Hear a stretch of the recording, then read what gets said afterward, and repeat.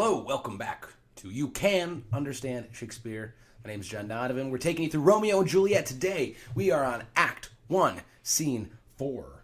Originally, I filmed this entire thing and actually included Scene 5 in this video. And then it turns out, didn't have my microphone set to record. It was muted. So this is round 2. But it's actually good that I did because the original video is quite long. And here's why. I'm using the Norton Shakespeare. Very good edition. I bought it because it has fantastic footnotes. In the margins, you have great word definitions. Super important when you're reading Shakespeare because of the 3 Ps: performance, poetry, and prior knowledge. Those are things that we're oftentimes lacking, and a good edition can really help us meet those challenges, so that if someone's filling in words that you don't know or giving you background for a reference that just doesn't really happen anymore, whether it's a local proverb from Shakespeare's time or not, super useful to have those. Prior to that, I had the Barnes & Noble edition, which is all of the works of William Shakespeare, and I like it, but it is very much just the text. It doesn't give you anything to go on. So that's probably why this was worth $8, because you get all of the text, but you get none of the information.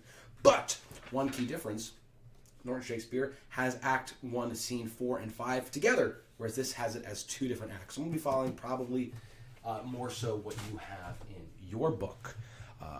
And the reason why this could be together, there may be folio reasons and all that. I'm not getting into that because, truth be told, I'm not really researching that. I'm not here to give you a ton of background or analysis. I'm not here to dumb down the language. I'm here to walk you through it line by line to show that you can understand the original text of William Shakespeare. So you can use this to help you understand. We can do a read along for your English class or for your book club or just for your own personal use. But all that being said, you're not here to listen to me, you're here to listen to Shakespeare, so let's get into it. Act 1, Scene 4. Enter Romeo, Mercutio, and Benvolio with 5 or 6 other maskers, torchbearers. Maskers, they're going to a masquerade. Think like Mardi Gras, which comes from like Carnival, which would totally be at home in Italy, which is where Verona is. Of course, I don't think this is Carnival, but no, it's not, because we know it's mid-July, and Carnival is prior to Lent, which is very early in the year. So they're going to a masquerade ball, so they're all wearing masks. And Romeo asks, what? Shall this speech be spoke for our excuse, or shall we on without apology? They're mid-conversation, which is why we might be kind of caught off guard. When he's talking about the speech, he's talking about an introduction, and it's for our excuse. It's excusing why we are at this party. Think about when you walk into a party, it's super fancy, it's super hoity-toity, and you would hand the porter or an attendant a piece of paper with your name and your title, and they would announce it to everyone. So shall this speech be spoke for our excuse, explain why we're here, or should we just enter without apology? We're just going to walk in and crash this party. And Benvolio lets him know the date is out of such prolixity. Meaning that they don't do that anymore. They're not handing cards over to explain who people are anymore. He says, we'll have no Cupid hoodwinked with a scarf. Cupid's blind, bearing a Tartar's painted bow of lath. Oftentimes in Shakespeare, whenever you hear a reference to a bow, you're going to hear about the Tartars. The Tartars are from Asia Minor and were believed to be fantastic with archery. So we're not going to have a blind Cupid bearing a Tartar's painted bow of lath. Scaring the ladies like a crow keeper. Crow keeper, scarecrow. So we're not going to have Cupid scaring the ladies, but let them measure us by what they will. We'll measure them a measure and be gone. Lots of punning here. Let them measure, let them appraise, let them size us up what they will. We'll measure, we'll apportion out, we'll met out them a measure of music, of dancing, and then we will be gone. Romeo says, give me a torch. I am not for this ambling is dancing. Being but heavy, down, sad, I will bear the light. There's lots of punning going on here, and it's something that Romeo and Benvolio engage in quite a bit. But also whenever Mercutio is around, there's a lot of punning. And Mercutio says, nay, gentle Romeo, we must have you dance. And gentle doesn't mean that, he's so soft and gentle. It rather means noble. It's noble Romeo. That's where we get gentleman. Now we just mean it to refer to guys, ladies and gentlemen. But back then, it actually was a nobility status. It also could mean soft-hearted and gentle because he's being afflicted by love. So Mercutio wants him to dance. It says, not I, believe me, you have dancing shoes with nimble soles. I have a soul of lead, so stakes me to the ground, I cannot move. Nimble soul, soles of a shoe, soul animating part of a human being is made of lead, so he's brought down. Mercutio says, you are a lover. Borrow Cupid's wings and soar with them above a common bound. And Romeo says, I am too sore and pierced with his shaft, with his arrow shaft, to soar with his light feathers. And so bound, I cannot bound a pitch above dull woe. I'm so bound, I'm so captive that I cannot bound, I cannot leap. And he says, under love's heavy burden do I sink. And if you've ever been in love or had an unrequited crush, you know what that can be like. Those sleepless nights, the love sickness. It's a burden. There's a great poem that I love by Derek Walcott called The Fist. And he says, when have I ever not loved the pain of love? Romeo very much. Entire Act 1 is experiencing the pain of love. He's under love's heavy burden. He's not in a mood for gallivanting and partying. Mercutio has some words for him. So he says, if you're under love's heavy burden, do I sink? And to sink in it, should you burden love? Whenever you're hearing something that's mildly suggestive, it is. To sink in it, think of what act would involve sinking into love. All right, so you should burden love. You should put your weight upon your love. So if you're under love's heavy burden, the ephemeral concept of love or love's emotion, and that's burdening you, then you should sink into a love and burden your love with your weight. Too great oppression for a tender thing. All right, and Romeo, it says, is love a tender thing? And here he's talking more about the experience of love. Love, it is too rough, too rude, too boisterous, and it pricks like thorn. Love is painful.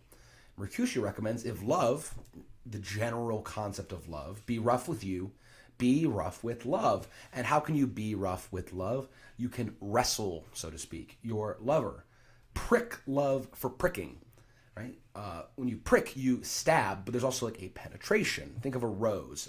If a rose pricks you, which is what it's talking about, like the thorn, pricks like a thorn. If it pricks you, it punctures your skin. So he's saying that you should puncture or prick or stab or penetrate a love for pricking you. And you beat love down. So again, this is filled with, let's say, innuendo. Although it's not super innuendoized, if that's a word. He's saying that you should satiate a desire to fulfill it by fulfilling it. Right? If you should prick your love, you should beat love down. We even use that term of beating in a sexual way for self-gratification. Mercutio is a pretty graphic person. He loves plays on words, and he's just as graphic as the nurse. So the nurse is a little bit more straightforward and vulgar. Mercutio likes to show how smart he is. He's so smart that he gets in trouble. After all, he's sneaking into the wedding with the Montagues when he was invited. We saw him on the invite list. He's that guy that's so smart he gets into trouble because he's so much smarter than everyone else. He asks for, he says, give me a case to put my visage in. Visage is his mask. But he's also referring to, give me an entity, an opening that I can put something else into. So there's still more innuendo. Give me a case to put my visage in. A visor for a visor.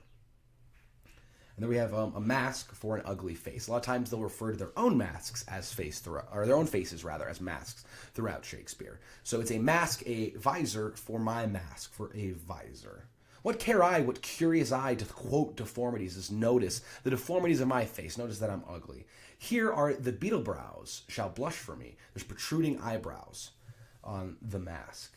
All right. And so one thing to keep in mind in terms of, especially give me a case to put my visage in, whenever there's something about an opening and something about something being put into an opening, Shakespeare is talking about sex. And kind of weird talking about it and talking about it so frankly, but that's the text. That's the text that was assigned you if you're in English class. So got to help you understand what's happening. Otherwise, you pass over all of this stuff and you have no clue what they're talking about. And you check out. So Benvolio says, come, knock and enter. So apparently they're at the door to the Capulets. And no sooner in, but every man betake him to his legs and start dancing. Romeo again asks, a torch for me. Let wantons light of heart tickle the senseless rushes with their heel. And senseless rushes is a floor matting. For I am proverbed with a grandsire phrase. A grandsire means just ancient. So with an ancient phrase. I'll be a candle holder and look on. So originally he's asking for the light because he is heavy, he'll bear the light. Now he's asking for the torch because he says, I'll be a candle holder and look on. And this is in reference to a proverb of the times. There's no way that we would know this without someone helping us out. Essentially, the proverb goes, a good candle holder proves a good gamester. Someone who holds the candle, who provides the light to the game, is a good game player. A spectator loses nothing. Essentially, if you're bearing the light, you're not actually playing the cards. So you can't lose just because you're watching. It says, the game was never, so fair, and I am done. And this is another proverb. When play is best, it is time to leave. Go out on a high note. Mercutio is going to match him wit for wit. He says, tut, which is just sort of like, we still kind of say, oh, tut, tut, tut. It means nonsense, sort of. Duns the mouse, D-U-N apostrophe S. Duns the mouse, which is reference to keep silent and unseen like a mouse, another proverb. The constable's own word, which is the constable's own phrase. If thou art done, D-U-N, will draw thee from the mire.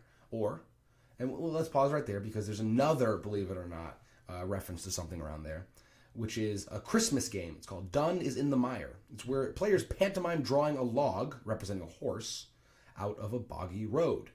So essentially it's saying, hey, you are stuck in the mud, in the mire.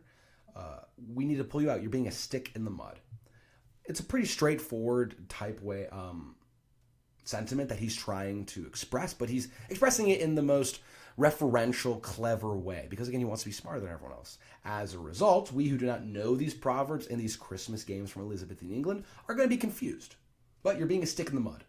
We'll draw thee from the mire, or save your reverence. Reverence, of course, being something respectable, so save, or, and if I may say so, he's being mockingly polite. Or, save your reverence, love wherein thou stickest up to the ears. Come, we burn daylight. Ho, we waste time. We still say that. We're burning daylight. Romeo says, nay, that's not so, because it's nighttime. I mean, sir, in delay we waste our lights, torches in vain. Lights by day. Take our good meaning, for our judgment sits 5 times in that air, once in our fine wits. Essentially, it means understand my intended good meaning, which is using common sense or judgment, which is 5 times as trustworthy as witty ingenuity, fine wits. Sometimes you might just be, I'm just saying things just for the sake of being funny or just for being witty. You should just use good judgment instead and sort of understand my meaning. Romeo is going to play on that idea of wits. He says, and we mean well in going to this mask, but 'tis no wit to go. Wit being cleverness, intelligence. It's not a smart idea to go, even though we have good intentions to go. Mercutio asks, why, may one ask? Romeo says, I dreamed a dream tonight. Not tonight. He's not asleep yet, but last night. One thing you might be noticing is, hey, this is kind of oddly arranged. There's some weird, why are some lines starting over here? The reason why it's an iambic pentameter. They are speaking in verse, in poetry. Iambic pentameter simply means that the iamb, which is a 2-syllable poetic rhythm of an unstressed, stressed syllable, bum bum, is repeated 5 times. That iamb, one iamb is a phrase of meter, and if it's repeated pentameter, meaning that the meter is 5 times. So if there's 5 sets of 2, there's 10 syllables. Meaning that when Romeo says, but 'tis no wit to go, the line's not done, which is why Mercutio's lines, why may one ask, goes over. So that's why we see this weird arrangement. It's not just some weird editing. It's not just some weird setting. It's because it's poetry. So whenever you see this, you can know it's poetry and they're not talking in prose, which is how we normally speak or how you might read in a normal book. So Romeo says, I dreamed a dream tonight, and that's what's keeping him from going to the party. Romeo has a weird sort of prophetic, fateful idea about what's going to transpire tonight. He's going to tell us more about that throughout here. But it's interesting because the prologue tells us they're star-crossed lovers. Star-crossed, whenever you hear reference to the stars, that means it has something to do with fate. Think astrology. The stars are influencing the course of our lives. All right? And so we're told from the very beginning, Romeo and Juliet are going to die. They're star-crossed, which generally we means to be like fated lovers, but it really means you're crossed by the stars. The stars have the cross for you, which is death, which is pain. They're doomed, so to speak. And Romeo has a sense of this. He dreamed a dream tonight. And Mercutio says, and so did I. Well, what was yours? That dreamers often lie. You can't trust dreamers. You can't trust dreams. Romeo is going to pun on that dreamers often lie. He finishes the sentence, in bed asleep, while they do dream things that are true. And Mercutio responds, "Oh, then I see Queen Mab hath been with you." This is a famous speech from Mercutio, the Queen Mab speech. You shouldn't know who Queen Mab is when you start this. In fact, if you watch the 1960s version, when Mercutio says this, he delivers it very much like a dig, and everyone kind of pauses. And you even hear the various maskers and torchbearers around them saying, "Who's Queen Mab?" He's going to tell you. This entire speech is telling you who Queen Mab is. And he's making this all up. Now, I have a note that it says that this is possibly Celtic, that Queen Mab is possibly a Celtic invention, but it's probably Shakespeare's invention. I also have a note about that name, Queen Mab, but we're going to come back to that at the end, lest we have too many spoilers. So he's going to tell us Queen Mab is the fairies' midwife. A midwife is one who assists women in giving birth. So she's the one who helps fairies give birth. She's a mythical creature. And she comes in shape no bigger than an agate stone on the forefinger of an alderman. An agate stone is an agate stone would be a stone if it's on the finger of an alderman. An alderman is like a city councilman. He's wearing a ring that has a stone in it. Think like wedding rings. They're filled with diamonds. A small human figure was often carved on agate stones, and they were set in seal rings, or rings that you would use to press a seal into wax. So there'd be a small human figure. So he's saying that Queen Mab is very tiny. And that makes sense because it's on the forefinger of an alderman, very tiny, drawn with a little team of atomi, of atoms. Atoms, as we commonly refer to them, were not discovered yet. But the concept of the atom, of very tiny, microscopic, smaller than vision, little cells, building blocks, creating everything, was an idea going back as far as the ancient Greeks. So you can refer to these, when he's saying there's little atomi, he's not referring to actual protons, electrons, neutrons as we understand it. That would have been insane if Shakespeare knew that.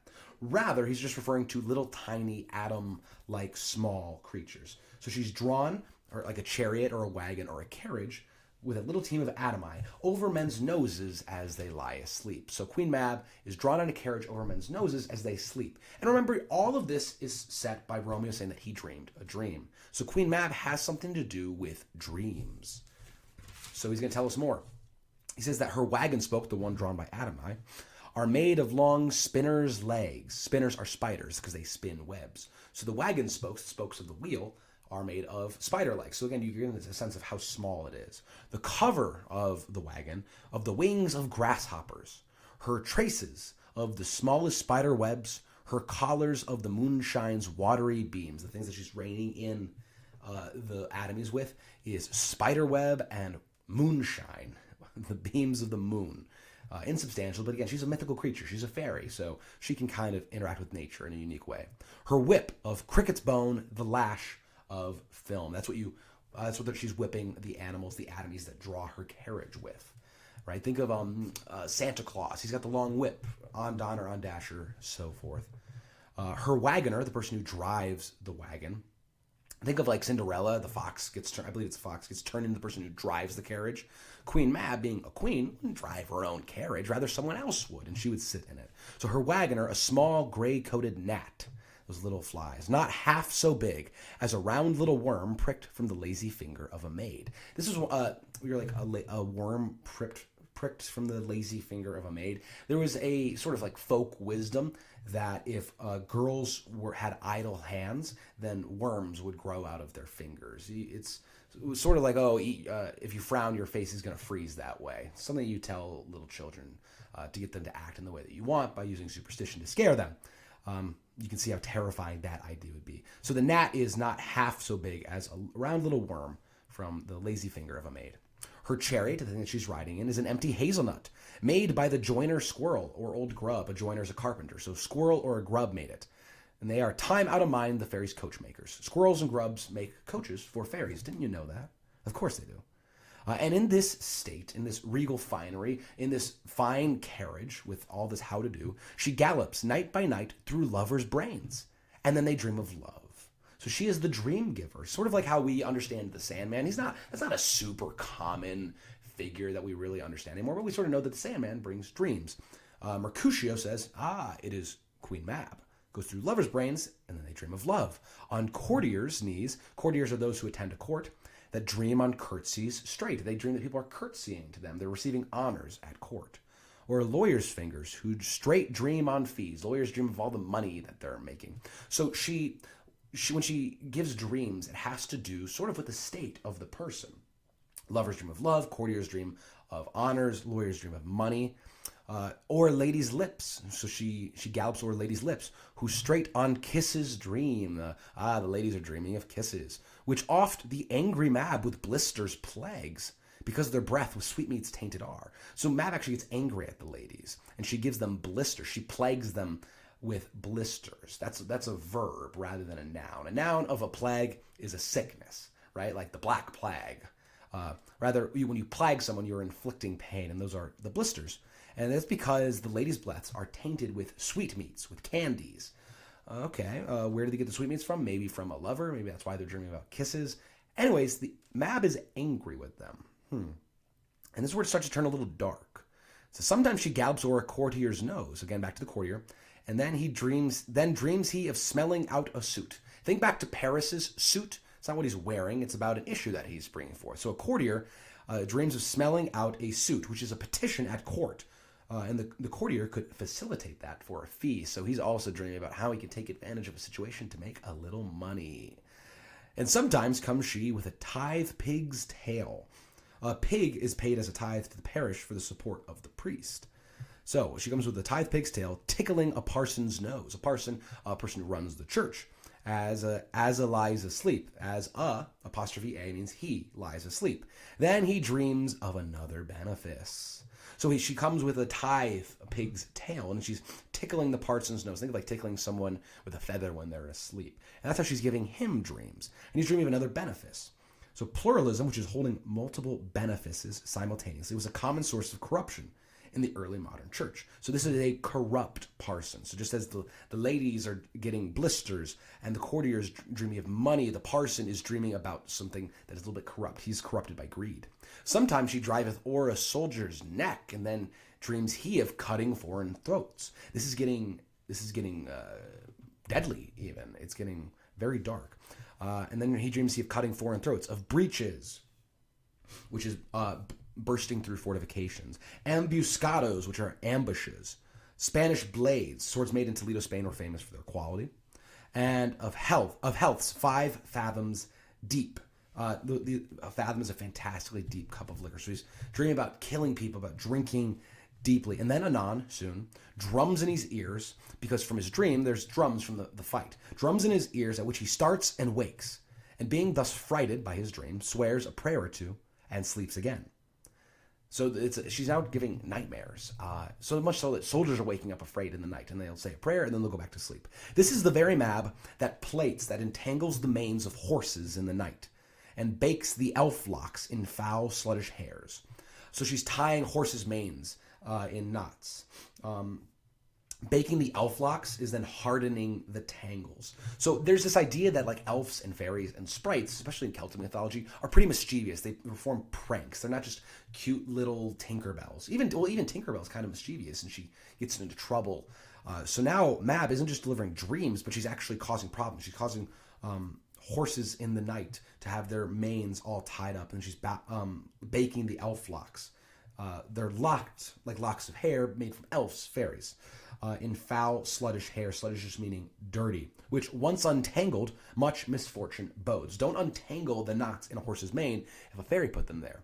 It is superstition, according to folk legend. Unknotting them would anger the malicious elves. So Queen Mab is getting angry. If you especially do that. It says, this is the hag. This is the evil old witch-like monster. When maids lie on their backs, remember what we should always be thinking when maids are lying on their backs in Shakespeare. This is the hag when maids lie on their backs that presses them. It's exactly what you think. When you're pressing on a maid on her back, it's exactly what you think. This is because evil spirits were supposed to be responsible for erotic dreams. If you have an erotic dream, it's from an evil spirit. And so Queen Mab is taking the form of an illusory sexual partner and learns them first to bear. If you learn someone, it's not that you're learning something about them or of them. Rather, let me learn you means let me give you learning. Let me teach you. So she's teaching them first to bear children, making them women of good carriage. What are they carrying? Children. So Mab is coming to maids on their back and is pressing them, taking the form of illusionary lovers. Teaching them how to bear children, and then women of good carriage. It's downright sexual. It's downright dark. There's certainly questions about the maid's involvement in that. This isn't something that they asked for. Maid is just going around doing this to people, giving these dreams, teaching this to them. So it's very dark. This is she, and he gets cut off. And again, if you watch the 1960s version, at this point, Mercutio is raving. He kind of gets carried away in his dream, interesting enough, in his fantasy of Queen Mab, to the point that he's kind of scaring people because he's gotten darker and darker and darker. She goes from a cute little fairy that gives dreams to a hag that is pressing maids on their back. And now back to the original footnote. Queen could come from Queon, which means whore, and Mab was a stereotypical name for prostitute. So at the very beginning, you could have seen this coming if you knew what that meant. Now remember, the context for all of this is that Romeo dreamed a dream. And he says, Queen Mab has given you this dream. Now we can interpret that in a couple ways, right? Queen Mab gives to individuals dreams that are befitting of them. Lovers dream of love. Romeo, being melancholy, perhaps being a little more self-serious, is dreaming of misfortune, of incoming doom. So if it's from Queen Mab, you shouldn't really trust that. It's more of, that's just you coming from you. But also, she's delivering dreams of darkness and of death, and she's sort of a scary, untrustworthy, mischievous, but sometimes even kind of just downright malicious figure. So maybe don't believe her. Romeo cuts Mercutio off and says, Peace, peace, Mercutio, peace. Thou talkst of nothing. Nothing being an imagining, but also it is slang for female genitalia. Nothing, no thing, or if you think of a zero, what a zero looks like. Much ado about nothing, the Shakespeare comedy. Much ado about no thing, about the genital. And he's talking about both. He's talking about maids that are being pressed and learning to bear, having good carriage. So he says, thou talkst of nothing. Mercutio, true, I talk of dreams. His whole point is that these dreams, they don't mean anything. You can't listen to this dream that you had, Romeo. And Romeo kind of walked into that one. Or maybe Mercutio is just hopping on something that Romeo happened to say. But he says, true, I talk of dreams, which are the children of an idle brain. Idle brain give birth to dreams. They're begot, they are sired, they are born of nothing but vain, empty fantasy, which is as thin of substance as the air. Vain fantasy is as thin as the air, and it's more inconstant than the wind. Vain fantasy is more inconstant, it's changeable than the wind, and the wind blows everywhere. First, who woos even now the frozen bosom of the north, and being angered, puffs away from thence, puffs away from there, turning aside to the dew-dropping south. This is poetry, it's personifying the wind, saying first it flows to the north, and being rejected there, personification-wise, it's not actually being rejected by the north, and then it goes to the south. Just as wind is flying from north to south, so are dreams, idle brains, vain fantasies, less substantial than the air, flying all around. Benvolio says, this wind you talk of blows us from ourselves. We've forgotten ourselves. We've forgotten why we're here, what we are doing. This wind, these these vain fantasies, these idle brains, these dreams, that's the very thing that has kept them outside the door of the party for so long. So it blows us from ourselves. But also wind can be the actual breath of Mercutio and Romeo. Supper is done, and we shall come too late. Romeo here explains exactly why he is so hesitant. He says, I fear too early. We're going to come to this party too early. For my mind misgives some consequence, yet hanging in the stars. It's in the stars, there's fate. There's some consequence, yet hanging in the stars, shall bitterly begin his fearful date, his fearful period, with this night's revels. Revelry is celebration. So there's some consequence hanging in the stars and the fates that's going to begin tonight with this night's revels and finish the term of a despised life closed in my breast by some vile forfeit of untimely death. There's a vile forfeit. It's vile, it's villainous, it's evil. Forfeit, a giving up of untimely death. Whatever, something's happening. There's something fated in the stars. It's going to begin with this party, and it's going to end with my untimely death. How on earth does he know this? His dream gave it to him. Maybe there's something a little bit more to dreams than we should be writing him off, like Mercutio is so doing. And we know, as the audience who has heard the Act 1 prologue, he's right. He's going to die with what happens here. Because we know that Juliet's here, and it doesn't end well. This is a tragedy, after all. And even though he knows this, he decides to go. He says, but he, God, that hath the steerage of my course, who steers my course, direct my suit. on lusty gentlemen. And Benvolio says, strike, drum, play the drum, strike the drum. We're marching into the party. And this edition has it continue. It goes immediately into the party. Oh, sorry there. It goes immediately into the party. But most editions have this be a scene break, which is exactly what we're going to do because we're at a half hour. So when we pick up next, we'll be in Act 1, Scene 5. Some of you have it as Act 1, Scene 4. We're at the party scene, very important scene, where Romeo and Juliet will meet. And we're looking forward to covering that in the next video. Thanks for watching. We'll see you then.